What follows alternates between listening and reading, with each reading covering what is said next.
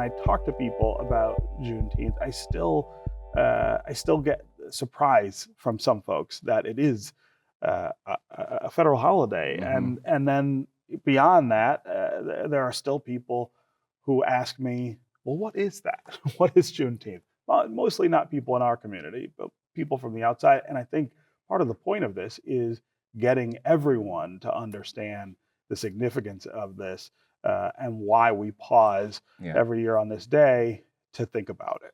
Yeah, and I think for me that the significance behind Juneteenth isn't just remembering the enslaved people in Galveston, Texas found out about it. It's now freedom. Yes. What does that mean? Right. What do we do as Black Americans to now grasp something that's new to us and experiencing that, right? And so for me, Juneteenth is a moment to reflect of who we are, where we come from, but also where are we going. Yeah. Right? Yeah. You're fairly new here and at the museum. Tell me how important this day and this celebration is at the museum and why the Wright is the right place for us to do this. I will say that the museum's been around. We're really celebrating our 60-year anniversary this year, right? What does that mean, right, in a Black city, right? But also important, I want to point out that before Juneteenth was a national holiday, the museum was always celebrating Juneteenth. Acknowledging it, right? We always acknowledged it, right? We, as people and as an institution, we didn't need someone to tell us this is a national holiday. For us, it was always a celebration of freedom, remembrance, and honoring our ancestors and today.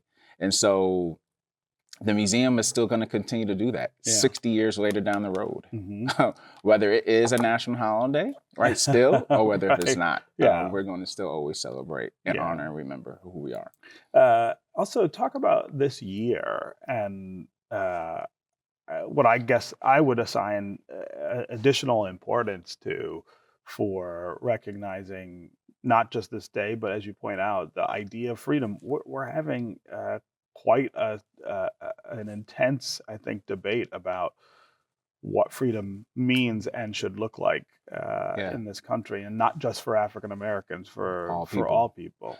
You know, I think the word freedom can be very subjective. It means different things for different people, right? I think for me, if I had to talk about for me personally, freedom means a sense of peace, right? A sense of imagination, right? And I think the Charles H. Wright African American Museum does that, right? Dr. Wright had a vision of like, how do we create freedom? How do we create imagination? But also, how do we remember who we are and where we're going? Yeah. And so for me, that is what freedom is. Even in the complexities of this country, I think we have to take moments to remember those moments, right? And I think the museum does a fantastic job of reminding us of who we are, how we got here, and where we're going. Yeah. That sense of peace, I think, is really key right now, because I think there are so many people who don't feel at peace because they feel like their freedom is threatened. We don't know where we're going, or in question in a way that it wasn't before. How do we sort of settle that discussion so that everybody does feel that sense of peace? I think for me, if we're thinking about Juneteenth, right, and we're honoring and remembering former enslaved people, right? They went through a process of a system that broke them, right? That destroyed them, that ripped families away from them. But those individuals kept moving forward, right, in the hope of one day freedom, right? And transition that to individuals like Dr. King, Dr. Wright, Malcolm X, Miss Dr. Betty Shabazz, right? Looking and remembering, I do remember where we come from, right? I remember that they had held on hope, and hope was poured into me, and freedom was poured into me. And so I think for me, that's the way that we continue to do that, even in turmoil in this country, right? Is remembering the past to say, hey, if we can get through that process, we can get through this again.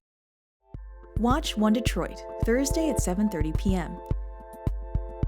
You can find more at onedetroitpbs.org or subscribe to our social media channels and sign up for our One Detroit newsletter.